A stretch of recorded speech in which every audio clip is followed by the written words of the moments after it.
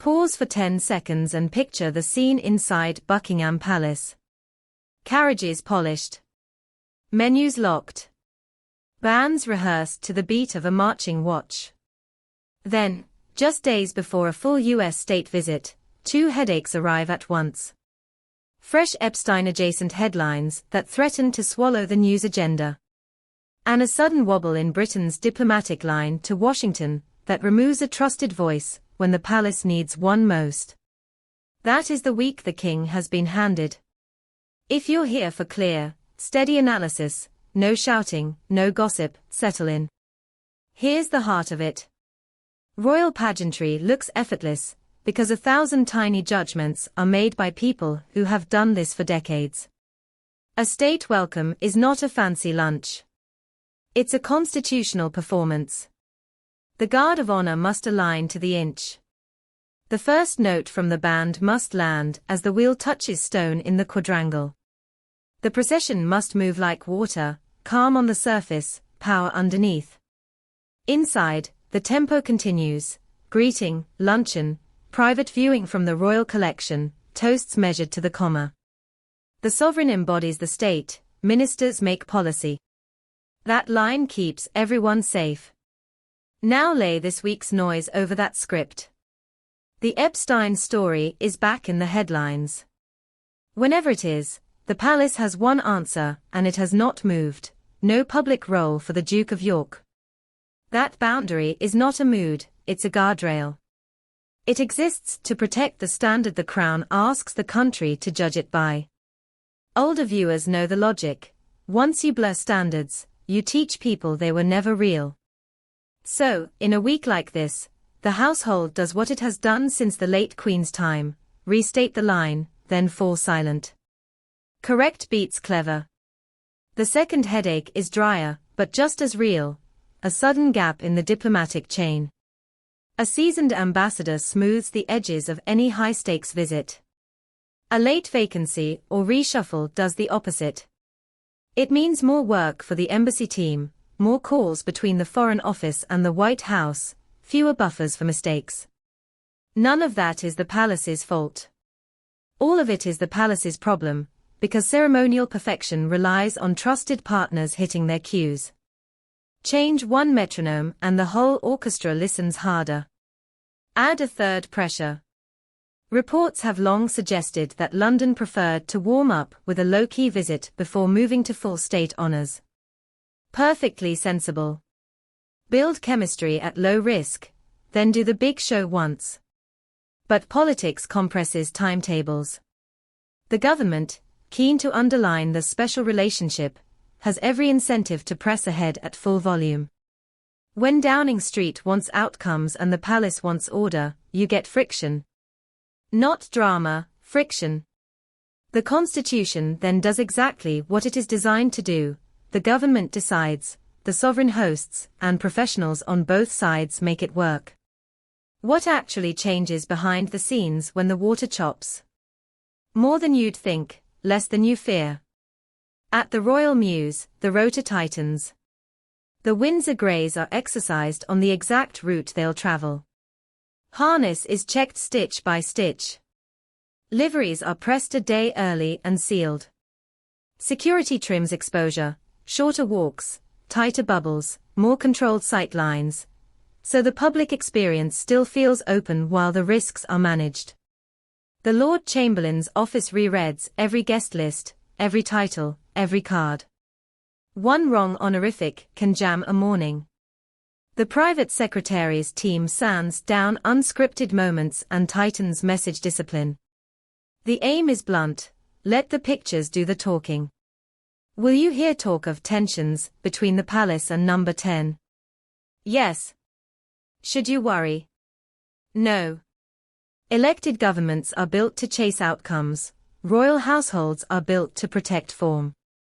Those instincts collide from time to time. They also complement each other. The government brings pace, the palace brings ballast. Together, done well, they give the country a week that looks inevitable on television. Let's be candid about the optical trap. Everyone is trying to avoid If the headlines are allowed to be about Epstein, protocol spats, or personnel drama, they will be. That is oxygen the visit cannot spare. So expect speeches that sound cooler than usual. That isn't frost, that's professionalism. Expect the king to sit squarely inside the vocabulary of friendship, history, and shared interest, no adjectives that drift into policy. Expect the toasts to be short and exact. The late Queen's rule still holds: when the air is noisy, speak less and do more. Where do the Prince and Princess of Wales fit this week? They carry the quiet half of the load. While the gates and gun salutes take the headlines, William and Catherine keep to village hall Britain, school halls, hospital wards, veterans' workshops, early years hubs. For an older audience that judges the family by its manners, that cadence matters. It says, regardless of international theatre, the domestic rhythm continues. It is the same instinct that kept the monarchy legible through rougher storms than this: gracious, correct, on time. 3 subtle tells will show you whether the institution is rattled or merely busy. First, attendance. If familiar faces at the margins quietly step back, the system is narrowing the frame on purpose. Second, portfolios. When duties move from one household to another without fanfare, the machine is self-correcting. Third, tone. Shorter, cooler statements mean process has taken over from personality. None of those tells will trend. All of them matter. What about the visitor? A second state visit for a former US president is unusual. Unusual is not improper. The British habit is to treat long alliances as institutions, not personalities. That is why the choreography rarely changes: the carriage route, the guard of honor, the banquet toasts. Continuity isn't nostalgia, it's a tool. In a volatile world, predictability is a kind of power. Security will be felt more than seen. You may notice tighter camera pens, fewer over-the-rope moments, more umbrellas of staff. You will not see the additional concentric rings of protection that follow a head of state: airspace, road closures, layered teams. What you should see is what the palace wants you to see: the sovereign welcoming a guest, the guest respecting the house, and both sides letting a 1,000-year-old stage do what it does best: turn logistics into meaning. Where does the Epstein noise go from here? Back where it belongs. Away from the front of house. The family made its decision on the Duke of York and has lived with the consequences. You will not see a soft re-entry, dressed up as a minor engagement. You will not see a testing the waters photo op. That boundary is part of how the crown keeps its own self-respect. It also protects the rest of the family's work from being constantly reframed by one long, unhappy story. A word for those of you who have served, military, civil, medical, and know what competence looks like. You will recognize the telltale signs of a team under pressure, but on top of its brief. Fewer flourishes.